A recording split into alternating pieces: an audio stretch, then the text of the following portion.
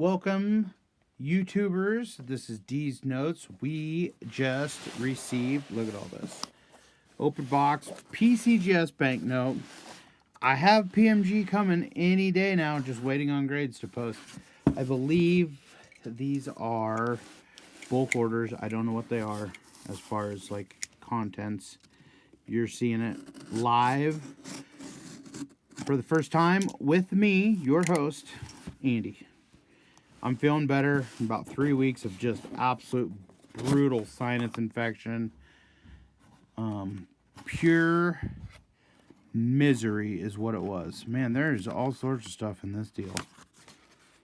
This was from, I'll give you a timeline, right before Christmas.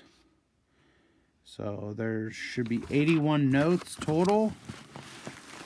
So here's a little stack. I think the next box will have the rest. So let's get them open. Looks like bulk vintage. Has some Canadian. Has a little bit of obsoletes. A little obsolete action for you. It's been a while for obsoletes. I've been selling. I sold so many of them, and I haven't bought anything back. And lately, it seems like Federal Reserve notes have kind of probably been the most popular. Small size Feds. Been selling lots of small size Feds. Large size type's always going to be better. I'm going to peek here. I don't see anybody's name on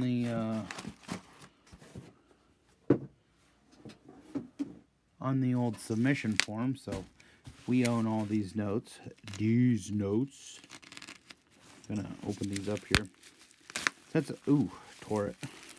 Since I've been doing this a little bit differently with the camera, it kind of throws off where I am as far as like my hand placement, and we are switching our broadcasting room up. It does sound like we're going to be getting an OBS system for streaming, so maybe we'll be coming to you live, like on camera. We're actually building a secondary streaming room. Right now, it just seems like people love the entertainment portion of the transaction, so it's good to embrace that. People like to listen to other people. They like the dialogue. They like the conversation. They like the education portion. I don't know if these are mixed up or what the story is with them. I'm just gonna go like this was the top of the stack. So right off the bat, you're gonna get a 28A legal tender and VF30. No comment. Let me see if I'm trying to find a happy medium.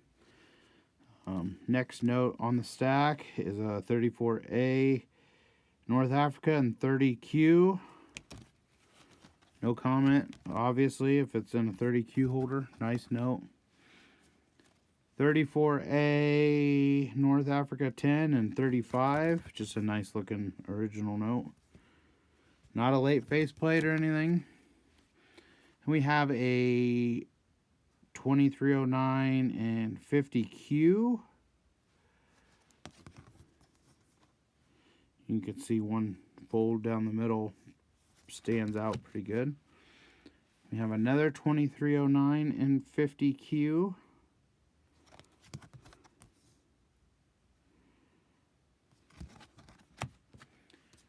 Another 2309 and 35.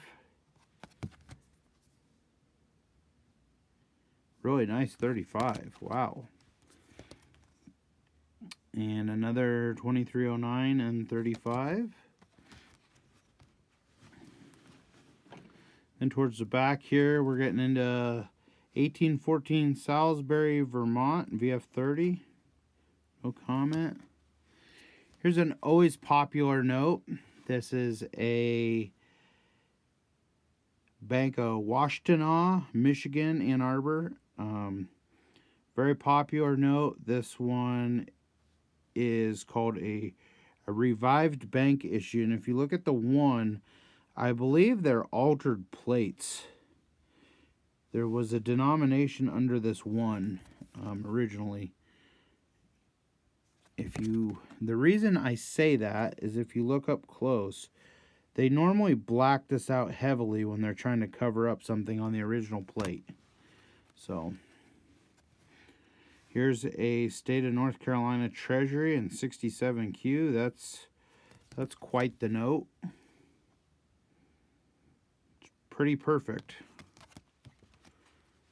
Farmers and Merchants Bank of Elkton, Maryland. A little bit better issue. This is the Bank of Cecil County, Maryland.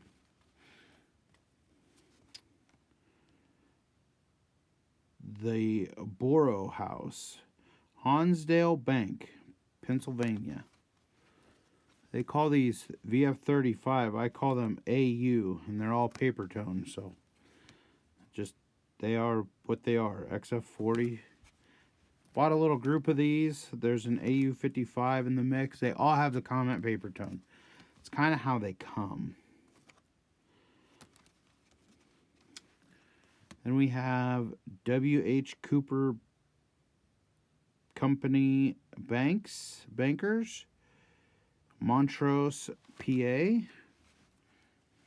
Looks like the denominational sets here. All certified. VF30. Looks like a nice set of VF notes. No comments. Okay, let's set these aside. I know exactly where those notes come from. I bought a deal right before Christmas, and that's where they come from. Montreal, Quebec. This is the Royal Bank of Canada. VF25. This is a pretty good note. No issues. Then the old KGV on the Dominion of Canada. VF25. Some more 1864-10 Confederate notes and VF25. I only send these in as long as they're problem free. So they should have no comments. Next one. And I'm getting a message about a note.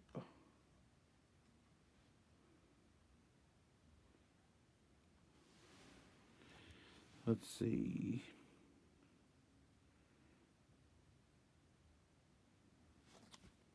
Nether T68 and 35. T68 and VF30.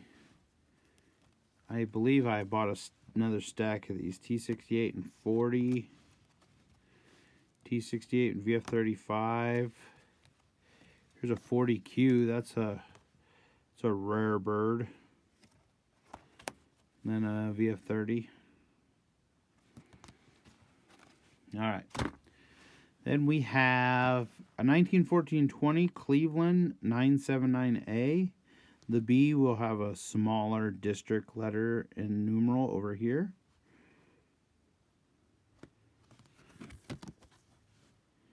Good looking, nice clean original VF35.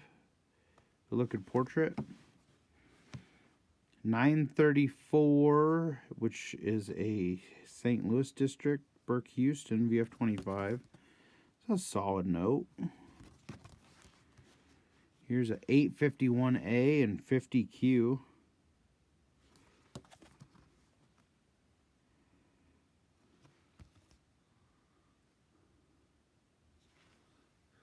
Trying to look at the note here and kind of analyze it. Does have a counter mark right here, but I don't see anything else that's super detracting from it. Here's a scarce note, Genoa, Nebraska, with signatures. A lot of them have been washed away. 1917 and VF30. 34D Star and XF40. A 1608 short snorter. Back's full of Pretty cool. Lots of twos. Nearly solid cereal. Neat. Let's see what else we have here. Remainder from Middlebury, Vermont, an XF45. The Bank of Chippewa, Michigan, an AU50. That's a pretty good note. State of North Carolina, and 64Q. That's a pretty respectful note. I like having some obsoletes again. Boston, Massachusetts. I believe it's pronounced Cochowate Bank. I probably butchered that. Ooh, contemporary counterfeit on Rhode Island. Notice the portrait. She's kind of smirky, and it's looks like it was drawn with a pencil. That's normally a dictation of counterfeit notes. They always kind of look comical. Or Bank of Winchester, Virginia, AU53. That's a pretty good note. Here's an altered note. This is the Mechanics Bank of Philadelphia. Altered from a New York note, so that's pretty cool. No comment. Newton, New Jersey, 50. Remainder, AU55. State of North Carolina, the train note, AU55. Top and bottom edges trimmed. Huh, I wonder why they have that on there.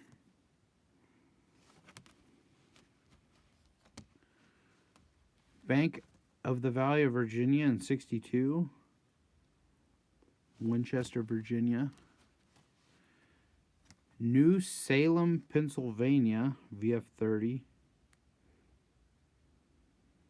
1816. Hinge remnant. Yeah, there's a little bit of a hinge remnant right there. Oh, this is a cool note. Look at the vignette. New Salem, Ohio. Jefferson Bank. 1817. The McKean County Bank of Smethport, PA. So a super popular note with collectors. So a unique vignette. It is a little bit paper toned, but Philadelphia College Bank, college currency, XF45. It's a good looking note. The back will say this note is issued by the banking department, and then it'll tell you the college and then the address. There is a book on college currency. This is a 1814 Salisbury, Vermont. VF25 details small repaired edge split. The repair is right there. You can see it up there. The Vermont Glass Factory. 2 of those.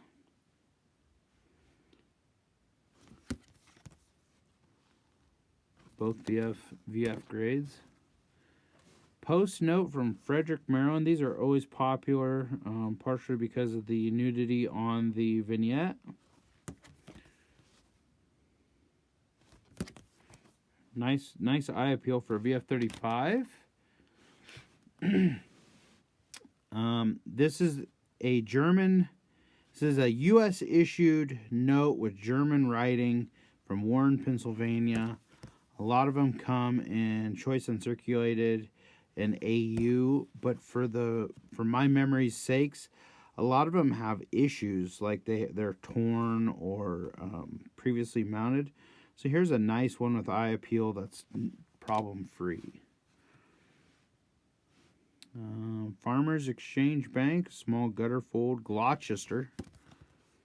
It does have a little bit of ink erosion. Valley Bank, Hagerstown, Maryland. AU55. That's a good note. Pittsfield, Massachusetts, 1806. The Berkshire Bank. It's VF25. The Farmers Bank of Kentucky. This is a really good note, graded 64. This note's probably a $300 note. Nice eye appeal. The back is solid. What else do we have? North Carolina 1. State of North Carolina 1. Printed on some recycled paper. Boston, Massachusetts. Chase Poinier. Looking glass and picture frame manufacturer. That's pretty cool. 53Q. Little script note. This is a pretty decent piece of script here. This is a J.N. Bradford and Machine Works script from New Orleans. Payable and Confederate notes. VF25 details. It does have a repair there. Pretty obvious. Minor design redrawn repair. Still a tough piece. Here's another cool one. Cross S Ranch, fertile land, more valuable than gold. This is an advertising note for Texas. That'll sell pretty quick. Some fractionals. Choice Unk 64. They are just tough on fractionals altogether, I think. Choice Unk 64. Unk 62. Does have a little bit of foxing, so I can understand why there's no EPQ. The bronzing is still pretty much intact on this VF30. No comment of bronzing erosion, so that's great. This is a Justice note. This is one of the better Friedbergs.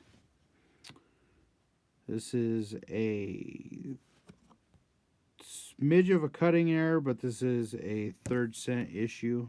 XF40. AU53 on the 1266. Oh, here's a good one. 63Q on the 1259. Nice bright blue. Pretty note. Fully framed.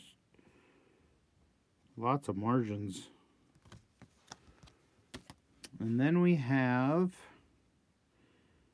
a 1891 Treasury note with pinholes. If you backlight it, you could see 1, 2, 3, 4, 5, 6, at least 7 pinholes. So, does a correct grade. This one's VF20 details for contemporary annotation, but the annotation is about the Confederation. I believe it's the GAR convention. I believe it says down here 1895.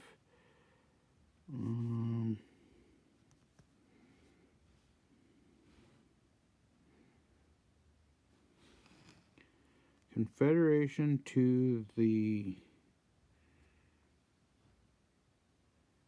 something about building a rectory.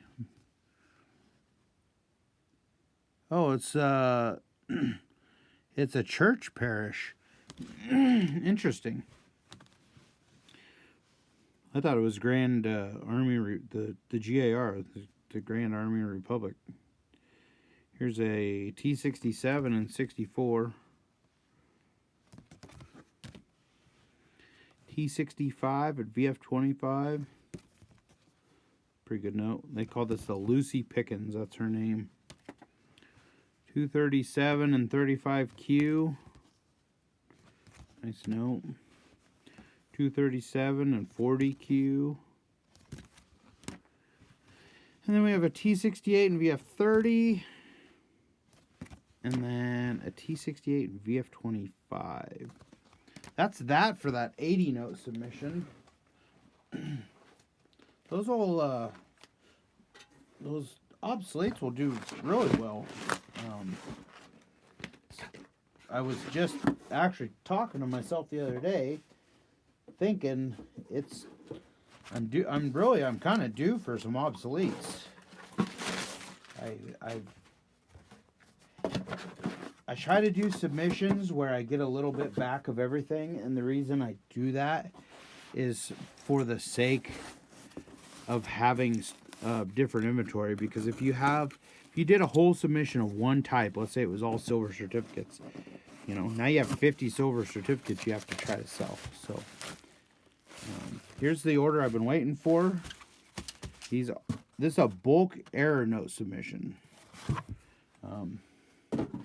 There's not very many places that can say, hey, I did a bulk error note submission. PCGS is the only company so far that has allowed to work with us as far as bulk submission of error notes. We tried with PMG numerous times, and they just told us over and over and over again that it was too much effort for the research department. And I'm like, well, if you're an expert, you're an expert. So part of being an expert is knowing a gutter fold from not a gutter fold. But some of these will be errors, some of them will not be. Like, there's clearly some here that probably should have been marked, but they're not marked. So take the good with the bad. They're doing me a favor by doing this, but right off the bat, right off the top, super great note. Partial offset printing error, face to back. So what happens is, it's right there. This is actually the back of the note. Gem 66Q.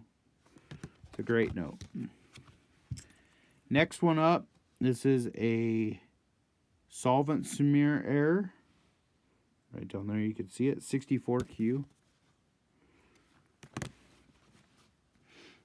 Huge gutter fold error.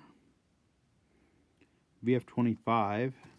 Does have, it says writing in ink. I mean, it's obvious. You can see it. There's some annotations. Here's a partial offset printing error. Back to face. You can see it there. Does have some strap ink up at the top.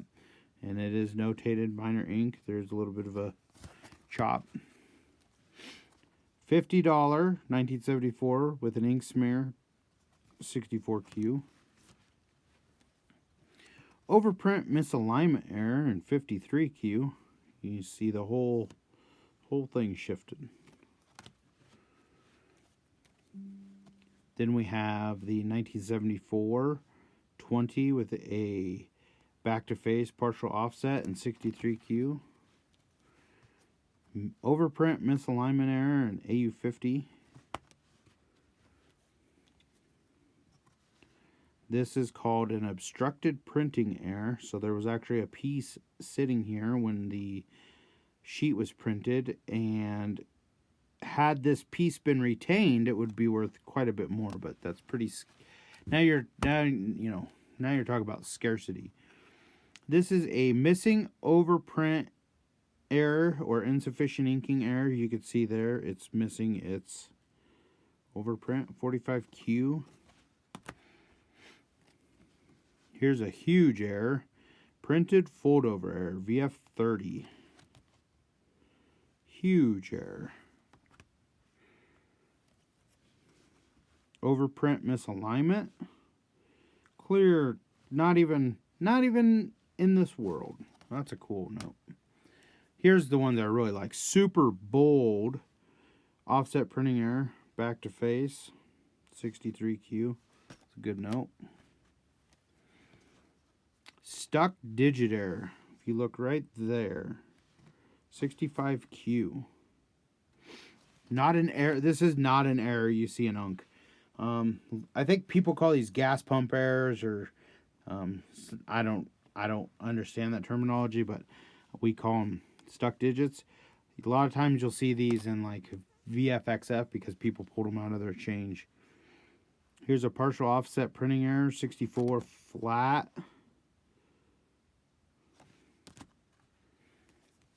We have an overprint misalignment in VF30.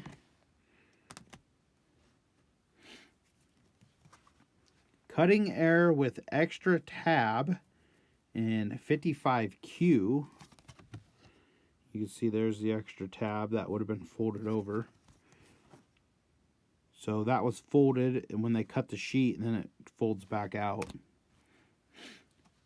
Here is a minor offset printing error back to face with a BEP rejection mark on a 69A. So that's a good note. But the cool thing is, here's two of them, one in 66 and both in 66. So they call them minor offset printing error.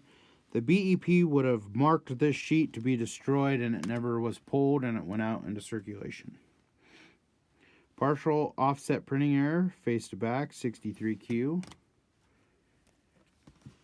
We have a large ink smear on an 8110, 64Q. Here's a multiple gutter fold in the portrait, VF25. This is a great note. This is probably $150, $200 gutter fold error. It takes a lot of a gutter. Here's the deal with gutter folds. When you have 1, 2, 3, 4, and it's obstructing this portion in the alignment, and then you flip it over and you can tell that those happened after the first printing. Definitely a tough note. Ink smear error, 65Q. Can actually read the serial number just laid right over top of it. So that ink was dry in the third printing. Here's a nice gutter fold error on a 50A and 63Q. Partial missing overprint error. If you see over here, it's missing parts of its digits. You can see that they were struck, so it's a little bit insufficient inking as well. Here we have a offset printing error back to face, 65Q. Another offset printing error, 64Q. Good looking note. Huge BEP rejection mark on a back to face offset, 58Q. It has one fold in the middle, so overprint misalignment error, VF25. That's a good note. Huge black ink smear, 66Q. So that's excellent. It's an excellent grade. Another big green ink smear, 65Q. Let's see, $5 partial offset printing error back to face, 64Q, just a little bit over here. Let's see, that was a Cleveland, so 82. Yeah, we have a little run of these. Not all, these two are from the same sheet, but not sequential. So it's almost like, here's a obstructed printing error. You can see up close there. Something was laying over there. 63Q. Partial overprint offset error. It's a very unique error. It's not an error that comes up very often, but this would have been from printing 3A, I believe, when they put the black seal and the district numbers on. Here's a misalignment error on a $2 stamped. If you look at the face. So that's pretty neat. Looks like we have a couple of those. Minor ink smear error, 67Q. Then we have insufficient inking of overprint. You can see right here the one is Missing on both, so that's cool. 66Q. Here's an ink smear error. It's 65Q. 76 twos.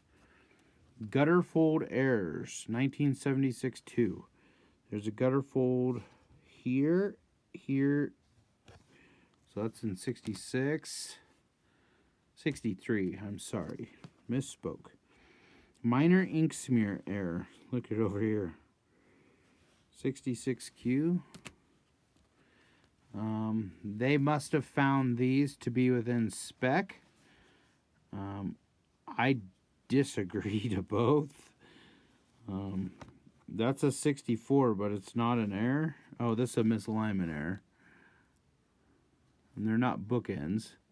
One's an error, but the other one's not. I don't know about that. Look at that one.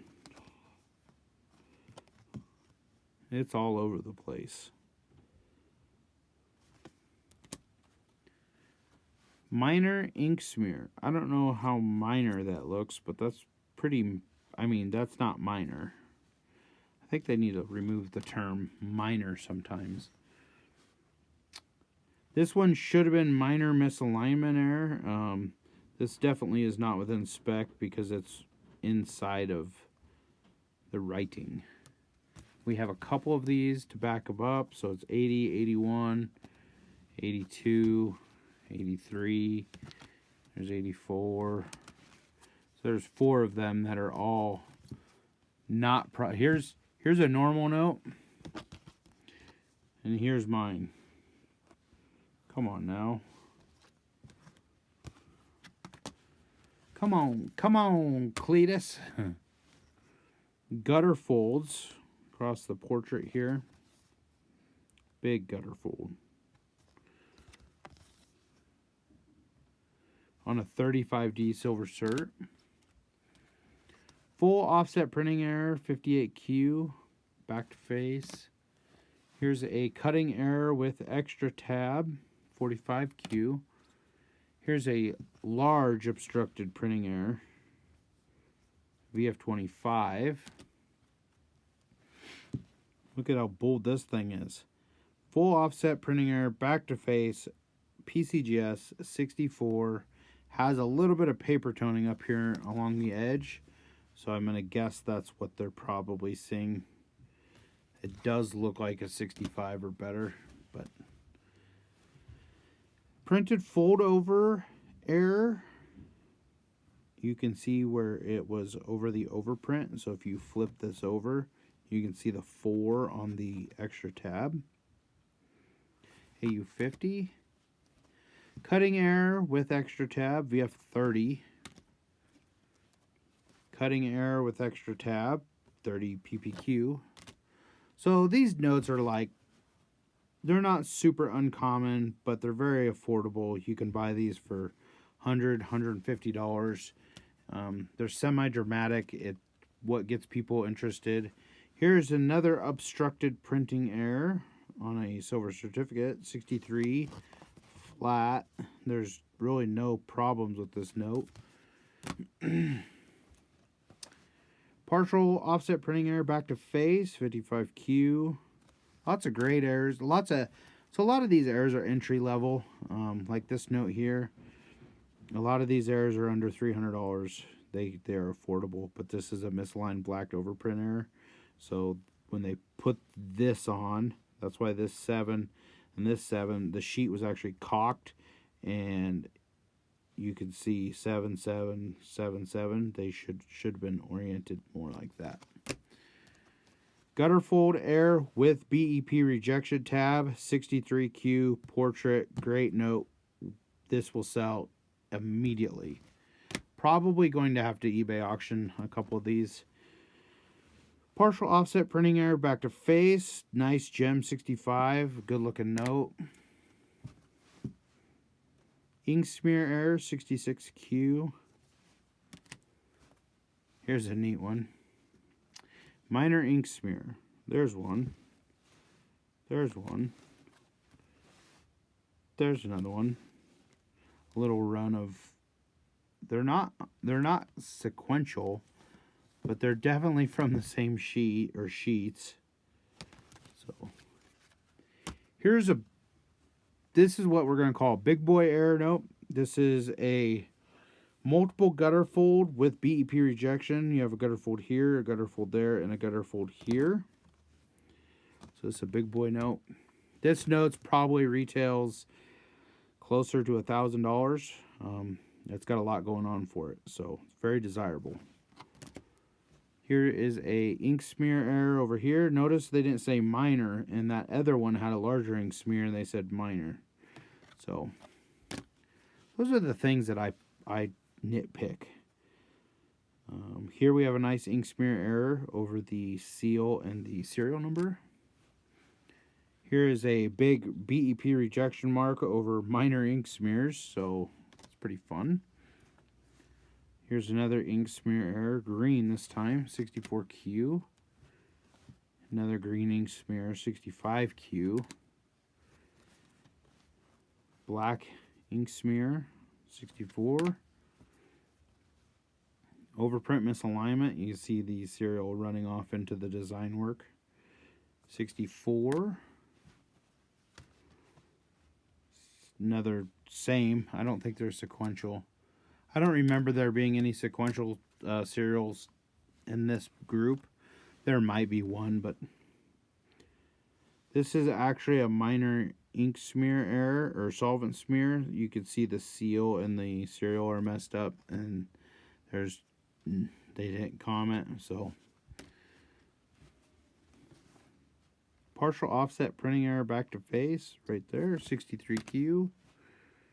Here's a cutting error on a star note, so you can just see the outline of the bottom note right there. That's pretty cool. Misalignment error of the overprint.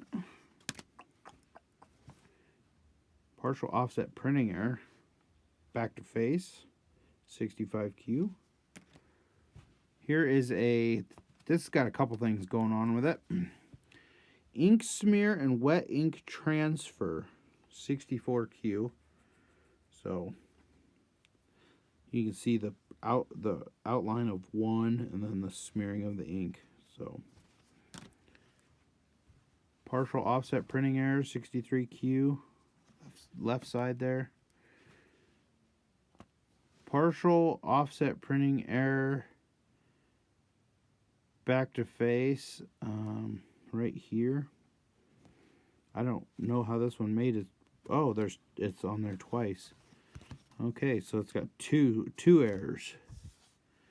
So it's partial offset printing error face to back and then back to face. So that's kind of that's a neat oddity. Here we have a partial offset printing error back to face, 64Q. Let's see, that was Chicago. This one's St. Louis. You can see it over here. Here's a good note. Silver certificate, offset printing error, 63Q, back to face. Here is a board break error, 65 PPQ, right in his eye socket. So he's one eye. Here's a misalignment error on a 35C silver cert, 64Q. You can see the outline of the next note to the top of it.